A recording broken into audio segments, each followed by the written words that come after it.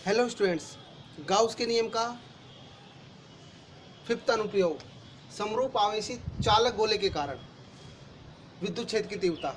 तो पिछला हमने फोर्थ जो पढ़ा था गोलीय कोष के कारण पढ़ा था। किसके कारण पढ़ा था? गोलीय कोष के कारण। गोलीय कोष एक तरह की क्या होती है? रिंग होती है। रिंग यानी रिंग क्या होती है? एक तरह से खोखली होती है, राइट। इस तरह से ये एक रिंग है, इस पे जो आवेश था इस तरह से था, ठीक है ना। ये रिंग क्या थी? एक तरह की खोखली थी, राइट, क्योंकि जो आवेश था उसके पृष्ठ सतह पर था। अब हम जो यहाँ पर डिस्कस करना चाह रहे हैं वो है चालक गोले के कारण। चालक गोले का अर्थ है कि एक गोलीय कोष है ये, परंतु यहाँ पर क्या है? ये पूरा कंप्लीट फिल है, भरा हुआ है, ठीक है। तो चालक गोला क्या है? एक तरह का ठोस है, तो इस पर जो आवेश है वो इस तरह से डिस्ट्रीब्यूट रहेगा, राइट, ठीक है। तो इसमें और इसमें क्या डिफरेंस है कि ये तो पूरी तरह से क्या है? खोखला है, खोखला, राइट। और ये क्या है? चालक गोला ये क्या है? पूर्ण रूप से भरा हुआ है, राइट। तो समरूप आवेशित चालक गोला क्या है? एक गोलीय कोष की भांति ही व्यवहार करता है, ठीक है।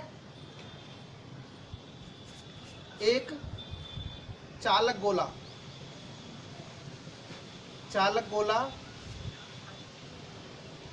समरूप गोलीय कोष की भांति ही होता है। अतः इस चालक गोले के कारण विद्युत क्षेत्र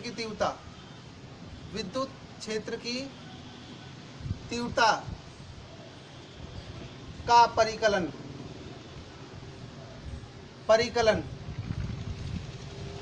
उपरोक्त गोलीय कोष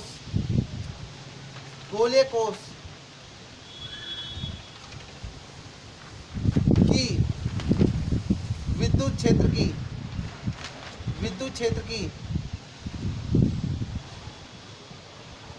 तीव्रता की ही भांति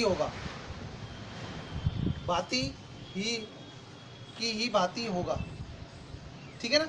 यानी इसके लिए जो डेरिवेशंस हम निकालेंगे चालक गोले के कारण, वो डेरिवेशंस जैसे हमने फोर्थ में किए थे। फोर्थ एप्लीकेशन थी ना, समरूप आवेशित गोलीय कोष के कारण विद्युत क्षेत्र की तीव्रता, वही डेरिवेशंस सभी वो इसी में आएंगे फिफ्थ में, ठीक है। मेजर डिफरेंस क्या है दोनों में कि इन दोनों में गोलीय कोष होता है वो तो खोखला होता है, और जो चालक गोला होता है वो पूर्ण रूप से भरा हुआ होता है, ठीक है। तो जितने भी डेरिवेशन थे ना उसमें, वो तीनों डेरिवेशन ई आउट यानी आर ग्रेटर देन आर, ठीक है। प्रोपोर्शनल टू कितना होगा? 1/r² होगा। ई सरफेस पे जो होगा वो क्या होगा आपका? 1/4πε0r², राइट, ठीक है। और ई इन का मतलब क्या होगा? आर सरफेस पे क्या होगा? R greater than R, small R equal to capital R, और ये लेस देन आर पे, तो इस पर कितना होगा? 0 होगा। तो ये सारे डेरिवेशंस क्या आएंगे? इस तरह से आएंगे इसमें, राइट। के क्यू, अब यहाँ पे क्यू और आएगा, राइट, इस तरह से। तो जितने भी डेरिवेशन थे ना फोर्थ में, वो सारे डेरिवेशन फिफ्थ में काम आएंगे, राइट, ठीक है। और आपके जो सिलेबस में है इसके लिए फिफ्थ में कोई डेरिवेशंस नहीं है, सिंपली आपको इस तरह से ही लिखना है इसमें। अब लास्ट एप्लीकेशन है इसकी सिक्स एप्लीकेशंस क्या है वो देखिए।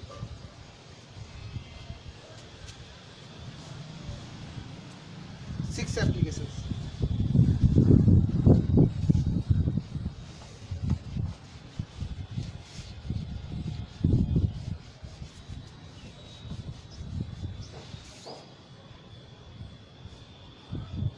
समरूप